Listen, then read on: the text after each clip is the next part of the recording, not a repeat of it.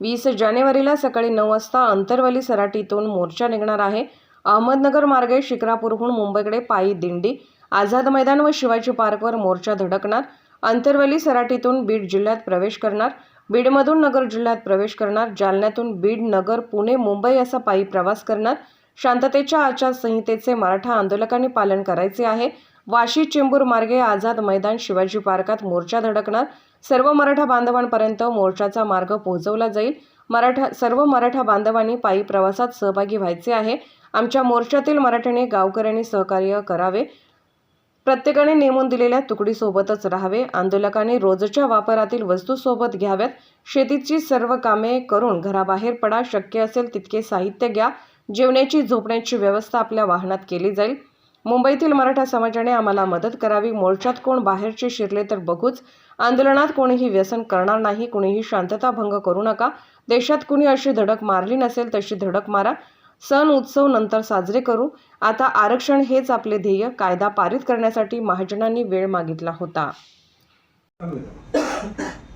आता राजकीय नेते ज्यांना आता आम्हीच आव्हान केलंय मराठा समाजात की आपण स्वतःहून पुढे येऊन मराठा म्हणून याच्यात सहभागी व्हावं आणि मराठ्यांच्या पोराच्या पाठीशी उभा राहावं। आता आम्ही स्वतःहूनच आव्हान केले आणि ते रॅलीत चालायला लागलं त्याला चलू नको कसं काय म्हणायचं, म्हणजे एकीकडून पाठबळ बी आम्हीच मागायला लागलो आणि येऊ नका आम्हीच म्हणायला लागलो। उलट होईल ना।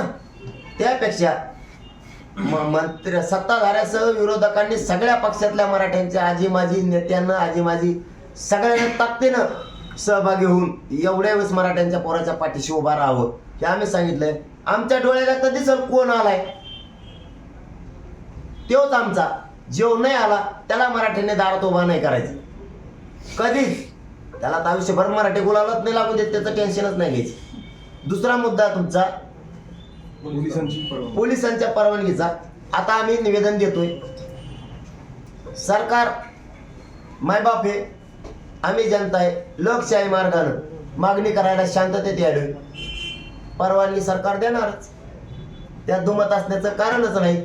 आणि उद्याच्याला आमची एक पथक किंवा टीम मुंबईला जाते उद्याच्याला, त्यांचं ऐकणार आहेत। आता आमची मागणी तेच म्हणतो त्यांनी त्याच्यामुळेच म्हणलं त्यांनी एवढी गडबड नाही करायला पाहिजे। सगळं क्लिअर झाल्याच्या नंतर इकडची भूमिका काय, मराठ्यांची भूमिका काय, त्यांची भूमिका काय, हे ज्यावेळेस याच्यातून उत्तर बाहेर निघत त्या टायमाला माणसाने पुढचं पाऊल उचलायचं असतं। अचानकच समजा गडबड करून त्यांचाही लॉस होतो, आमचाही होतो। त्याच्यासाठी आम्ही त्याच्यावरती अभ्यास केलेला नाही आणि त्यांच्या फॉर्म्युल्यामुळं आमच्या सगळ्या मराठ्यांचं कल्याण होईल असं आम्हाला वाटत नाही, म्हणून तो विचार आम्ही आणखीन केलेला नाही। तुमचा निरोप जाईपर्यंत हरिभाऊ राठोड यांनी शांत राहावं, त्यांनी मनानेच राहायला पाहिजे। ज्येष्ठ नेते आणि ते मोठे, त्याच्यात त्यांच्याही प्रतिष्ठेचा प्रश्न आहे, आमच्या समाजाच्या पण आहे। त्यासाठी काम करताना त्यांनीच काय म्हणूया त्याला दूरदृष्टीचा विचार ठेवला पाहिजे आणि घाई गडबड न करता पूर्ण उत्तर बाहेर काढायचं आणि मग काम हातात घ्यायचं। कारण त्या फॉर्म्युल्यामुळं आमचं सगळ्यांचं कल्याण होईल का ते वाचणं गरजेचं आहे। त्यांनी मोठं पुस्तक दिलेलं आहे, ते का लहान नाही, ते वाचायला लागेल। परंतु आमची भूमिका सगळ्या मराठ्यांना ओबीसी आरक्षणातून, त्यामुळे आम्ही त्याच्यावर ठाम आहेत। त्यांच्या फॉर्म्युल्याबद्दल त्यांनी जरा दम धरायला पाहिजे, गडबड करायला नाही पाहिजे, परंतु त्यामुळं आमचं सगळ्यांचं चांगलं होईल असं वाटत नाही, म्हणून आम्ही त्याच्यावरती विचार करतोय। आमचा विचार होता जरा थांबलं पाहिजे। आता त्यांनी नुसती गडबडच केली तर मग आमचं वाटलं होईल ना, आम्ही कसं हा म्हणा मग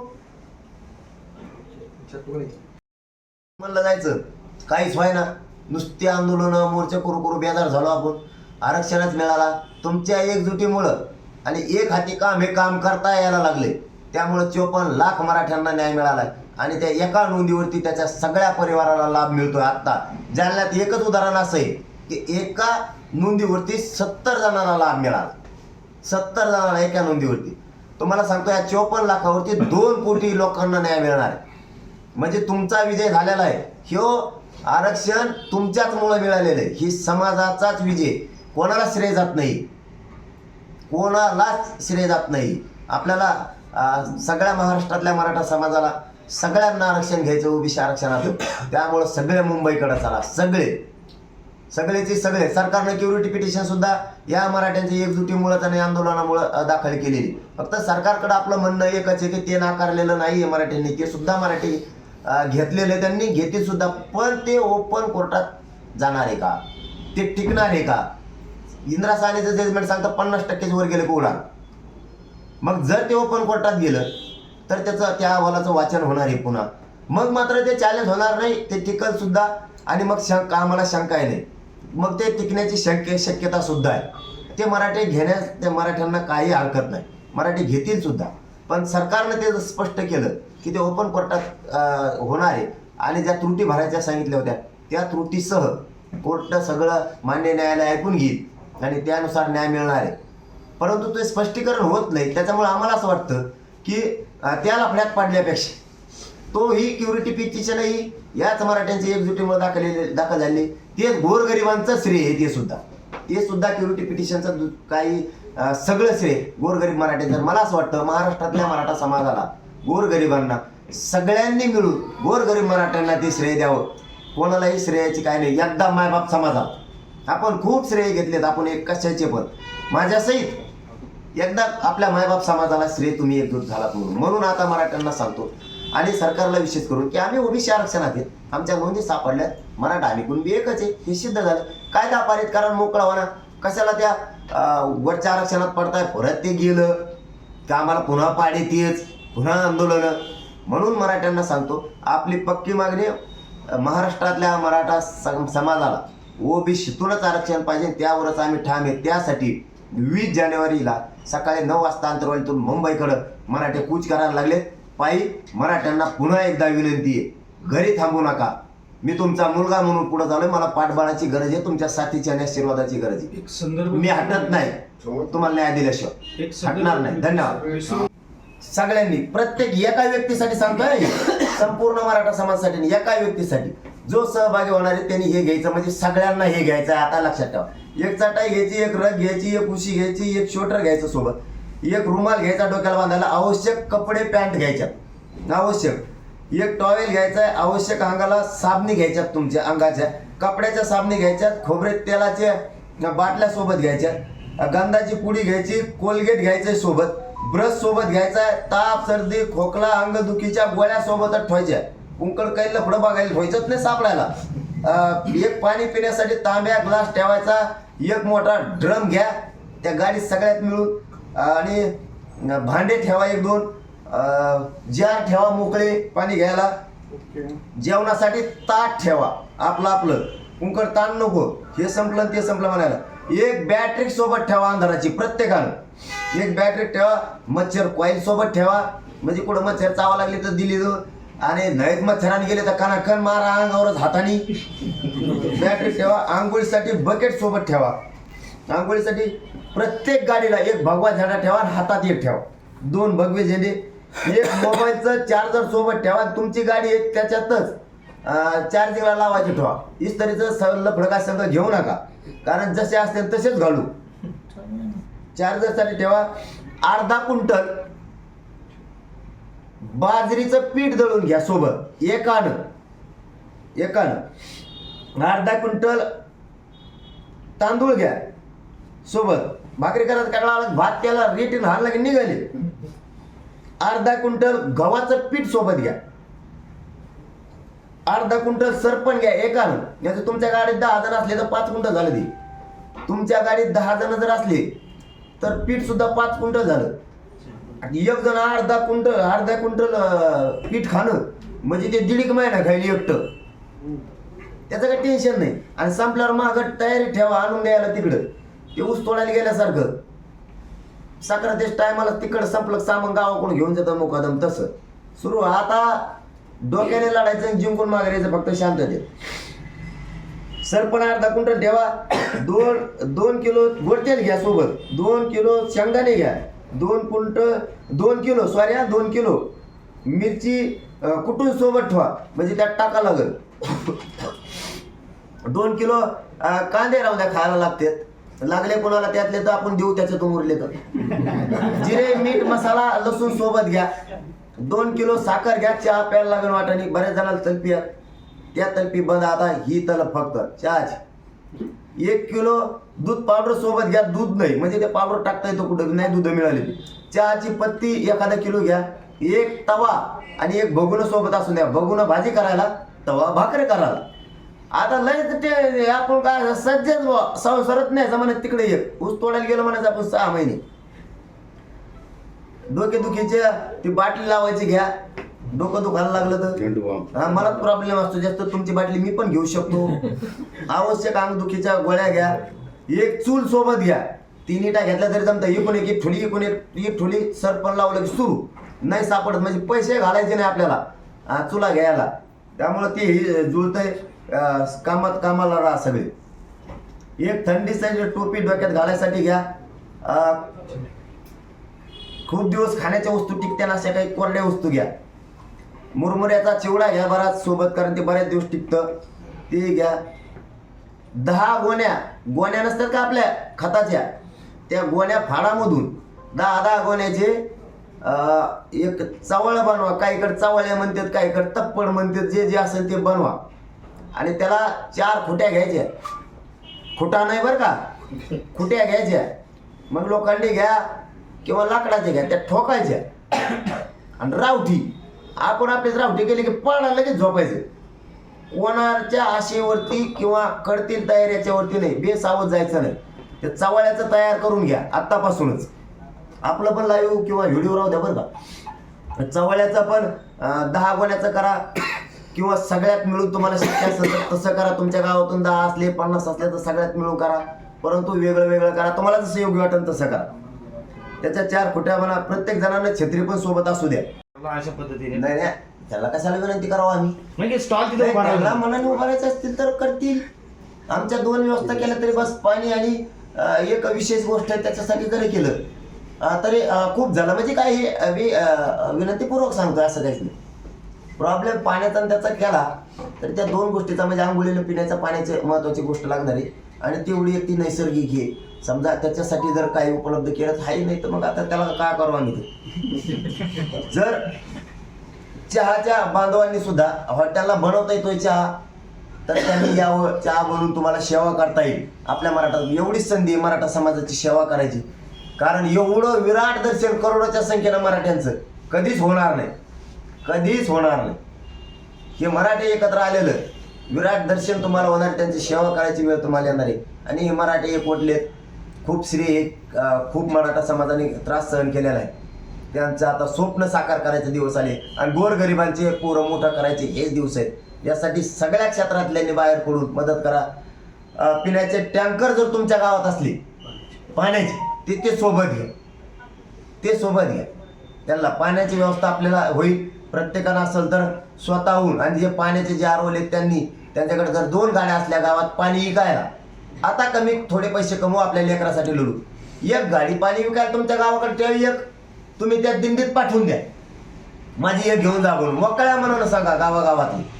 हे काम करा. त्या टँकरचे तुमच्याकडं महाराज मंडळी जर असली गावात तर महाराज मंडळीने, टाळकरी मंडळीने या विराट रूपाला कर्माला पाहिजे. त्यांना ते संस्कृतीच्या बद्दलचं भजन कीर्तन पण रस्त्यानं करत चला. यासाठी आपण सुद्धा यावं ही विनंती आहे सगळ्याला. मुक्कामाच्या ठिकाणी कीर्तन होतील, त्या दिंडीचे टाळकऱ्यांची भजनं होतील. त्यामुळे थोडासा करमल. जर तुमच्या गावात हलकी पथक असलं, तुमच्या गावात असे काही पथक असले तर ते सोबत जर येणार असली तर घ्या, चांगली गोष्ट आहे. नसेल येत तर गणपती मंडळाकडे आपल्याकडे सगळ्याकडे ढोली पाहिजे.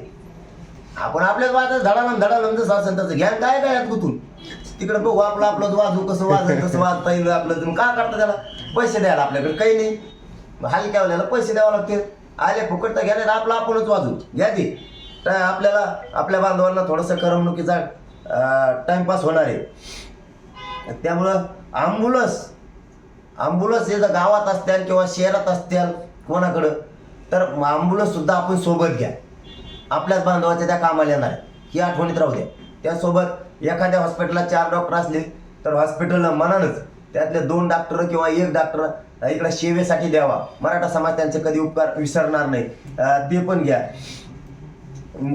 जर झालं आणि जर आपल्या गावात पोवाडा म्हणणारे पोरं असतील, शिकाऊ पोरं असतील, पोवाडा शिवशाहिरी करणारे किंवा मोठाले शिवशाहीर असतील, यांनाही विनंती की आपण रॅलीत संध्याकाळच्या वेळेस थकलेले लोक असणार आहेत त्यामुळं त्यांच्यात ऊर्जा निर्माण होईल. त्यासाठी शाहिरांनाही नाना फाना तोटा तत्वावर त्यांनी यावं, त्यामध्ये चालावं. कारण गोरगरिबांचा हा शांततेचा प्रचंड मोठं युद्ध आहे आणि ते मराठ्यांची लेकरं, मराठ्यांच्या कानाकोपऱ्यातला करोडोच्या संख्येनं मराठा समाज हा जिंकणार आहे. त्यासाठी आपणही सहभागी होऊन साक्षीदार व्हावं, आपणही यावं ही विनंती असणार आहे. ते जर आरक्षण स्वीकारलं तर ते फक्त राज्यापुरतं लागू असणार आहे. ओबीसी आरक्षण जर घेतलं तर ते केंद्रात सुद्धा मराठा समाजाला लागू असणार आहे. त्यामुळे मग तुमची या कारणामुळे ठासून भूमिका आहे का की ओबीसी आरक्षण मिळालं पाहिजे? नाही, आम्ही ओबीसी आरक्षणातच येतात म्हणून आमची ठासून भूमिका आहे की आमच्या जर नोंदी सापडल्या 54 लाख म्हणजे साधा आकडा नाही. कायदा पारित करण्यासाठी खूप आधार झाला आणि गिरीश महाजन साहेबांनी सांगितलं होतं जरांगे पाटील 4 दिवसात होणार नाही, 1 महिन्याचा वेळ द्या. आपण 40 दिवसात दिला होता. याच्यासाठी की कायदा पारित करायसाठी वेळ लागत, त्याच्यासाठी आधार लागतो, नोंदी लागते. मग आता 3 महिने दिलेत आपण एक्स्ट्राचे, म्हणजे पाठीमागचे 40 दिवस आणि आता 24 डिसेंबरपर्यंत दिलेले 2 महिने म्हणजे 3 महिने. आता आधार भरपूर आहे. मराठा आणि कुणबी एकच आहे. आपण कायदा पारित करून महाराष्ट्रातल्या सगळ्या मराठ्यांना ओबीसीमध्ये आरक्षण द्यावं, म्हणजे आमच्या लेकराचं आयुष्याचं कल्याण झालं. आणि मराठा बांधवांना याला जोडून सांगतो, मराठ्यांच्या पोरांचं आयुष्याचं कल्याण करायचे एक काम कमी करा, पण एकदा आयुष्याचं पोराला मिळवून देण्यासाठी तुम्ही बाहेर पडा आणि मुंबईला चला. आपल्या डोळ्यात देखताच आरक्षण घ्यायचंय. आपल्या मागं मग खूप आपल्या लेकरांचे हाल होणार आहेत. आपण खूप लोकांना मोठं केलं, खूप राजकीय नेत्यांना मोठं केलं, ते आपल्याला काय सांगतील तेही सांगतो लगेच 1 सेकंदात. आम्ही विकास केला, आम्ही डांबऱ्या टाकल्या, आम्ही कुठं आमकं केलं, आम्ही तुमचं तमकं केलं. हे बघा, त्याच्यातून विकास झाला पण तेच मोठे झाले. आपले पोरं कोणी मोठे नाही केले, कोणी मोठे नाही केले. आपले पोरं आज रस्त्यानं वन फिरायला लागलेत येडे झाल्यासारखे. आपल्या मुली एका टक्क्यावर हुकल्या तर सुशिक्षित बेकार म्हणून घरी रडत बसायला लागल्या. म्हणून तुम्हाला सगळ्या मराठा बांधवांना विनंती, लेकरासाठी बाहेर पडा बस. हे कसे आरक्षण देत नाही ना तेच बघतो, त्याची काळजीच करू नका. काल 2 मुलीचा प्रॉब्लेम होता आणि कसं त्याच्यावर तोडगा काढला? हा, बरं झालं तुम्ही विचारलं. काल 61 विद्यार्थ्यांचे ते जे धायमुकुलं रडत होते त्याचं कारण असं होतं की त्यांची 5-7 वर्षापूर्वी निवड झालेली आहे. फक्त नियुक्ती द्यायची राहिली, RTO मध्ये निवड झालेल्या होत्या त्यांच्या. एक असे भयानक रडत होत्या की आमचं आयुष्य बर्बाद झालं, आमच्या आईबापाने आम्हाला कशासाठी शिकवलंय की आमचे पोरं मोठे होतील म्हणून, आणि आम्ही निवड झाली फक्त नियुक्ती द्यायची तरी आम्हाला नाही. आमचं आता वय निघून चाललंय, आम्ही कसं जगायचं. ते भयान शब्द होते. आता मी मीडियाच्या बांधवाच्या माध्यमातून नाही सांगत त्या मुलींचे. काही मुली तर एवढ्या रडून काय म्हणत होत्या. मी बळच त्यांची समजूत काढली. त्यांना सांगितलं, उदय सामंत साहेबाला फोन केला मंत्री महोदयांना आणि त्यांना सांगितलं प्लीज हात जोडून विनंती आहे, मराठ्यांचे पोरं बर्बाद व्हायला लागले, तुम्ही काही करून यांचा विषय मार्गी काढा. असा 44 विद्यार्थी होते, जवळपास 1-1.5 हजार. पाठीमागच्या महिन्यात या पाठीमागच्या अधिवेशनात उदय सामंत साहेबांना त्यांना सांगून, शंभूराजे देसाई साहेबांना सांगून मुख्यमंत्र्यांची त्यांची बैठक करून त्यांचाही आता प्रश्न निकाली ते काढायला लागले. तर कालच्या त्या RTOच्या विद्यार्थ्यांचा सांगितलेल्या प्रश्नाबाबत आता मला वाटतं 12 वाजता त्या विद्यार्थ्यांची मुख्यमंत्री साहेबांसोबत बैठक आहे, तेही तो मार्गी काढतोच म्हणले, तोही निघत. याच्यासाठी मराठा समाजाला मी जागृत करतोय की सावध व्हा. एकदाच आयुष्याचा लेकराला द्या. जशी तुम्ही जमीन त्यांना आयुष्यभरासाठी भाकरी दिली आयुष्याची, तशीच आरक्षण ही आयुष्याची त्यांना एकदा भाकरी द्या. घराच्या बाहेर पडा, काय विचार करू नका काहीच. जे गावातले पोरं येणार आहेत ना, ज्या काय त्या गाड्या घेऊन येणार आहेत, काय जे असतील त्या 1, 2, 4 काय असतील मला माहीत नाही, गावकऱ्यांनी मिळून तो त्यांचा डिझेलचा त्याचा खर्च उचल. सगळ्या गावकऱ्यांनी मिळून पूर्ण गाव त्यांना वाटा लावायला राहा. कारण खिंड आम्ही तिकडे जाणारे, मुंबई जाणारे आम्ही तिकडची खिंड लढवतो. राहिलेल्यांनी गावाकडे राहिलेल्यांनी इकडे खिंड लढायची, असं काहीच नाही की इकडं काय नाही. इकडे तुम्ही खिंड लढवायची साथ द्यायची आम्हाला. गावात वर्गणी करा, जो खर्च येतो तो काढा. किती गाड्याचा खर्च आहे तो डिझेलला त्यांना खर्च द्या. जर तिकडं धान्य संपलं तर मागून ट्रकने घेऊन पुन्हा या, त्यांना धान्य द्या, गावकरी वापस या. हे कामं सगळ्यांनी वाटून घ्या, कारण हे करावं लागतंय. याला जोडून विशेष करून सांगतो, जर महाराष्ट्रात या रॅलीच्या पायी दिंडीच्या नावाखाली कोणी जर पैसे मागितले, कोणालाही पैसे देऊ नका, कोणाला 1 रुपया देऊ नका. दिले तर ते माघारी घ्या. इथं गावकरी किंवा स्वतःहून मनाने देणारे लोक आहेत काही, यांच्या माध्यमातून तर डिझेलचा त्याचा खर्च केला जाणार आहे. काय लागतंय त्याच्यामध्ये आपण आपल्या तुकडीला किंवा आपण आपल्या गाड्याला, आणि काहीच लागत नाही. पोर आपण आपल्या गाड्या तिथूनच सजून आणणार आहेत, आपण आपले ट्रॅक्टर तिकूनच सजून आणणार आहेत, तिकूनच झेडे लावून आणणार आहेत, तिकूनच बोर्ड लावून आणणार आहेत, तिकूनच ते ड्रम पाण्याचे घेणार आहेत, तिकडूनच धान्य घेणार आहेत, तिकडूनच तेल मीठ घेणार आहेत. त्याच्यामुळं तो खर्च गावकऱ्यांनी करायचा. आपल्या गावकऱ्यांनी जेवढे आपल्या गावातून पोरं चालले त्यांना काय काय लागतंय, किती दिवसाचं चालवलं यांनी ते गावकऱ्यांनी द्यायचं. काही काही गावकरी बांधवांनी वाटा लावताना त्यांना सुख असं द्या की जास्त दिवस ते टिकल असं द्या. स्वतःचे लेकरं समजा त्यांना, जरी तुमचं लेकरू जाणार नसलं मुंबईला, दुसऱ्याचं चाललं असलं तर तुमचं समजून त्याच्या गाडीत 1-2 किलोचं सामान काय तुमचं शक्य असेल तेवढं त्याच्यासाठी टाका, म्हणजे इकडं खूप दिवस पुरल. जर कटाळा आला स्वयंपाक करायचा आम्हाला एकामेकाला तर ते आम्ही खाऊ रस्त्यानं, आम्ही उपाशी तापाशी राहू, रात्रंदिवस चालू. पण गोरगरीब मराठ्यांच्या लेकराला न्याय देऊन मोठं केल्याशिवाय आता आम्ही हटत नाही.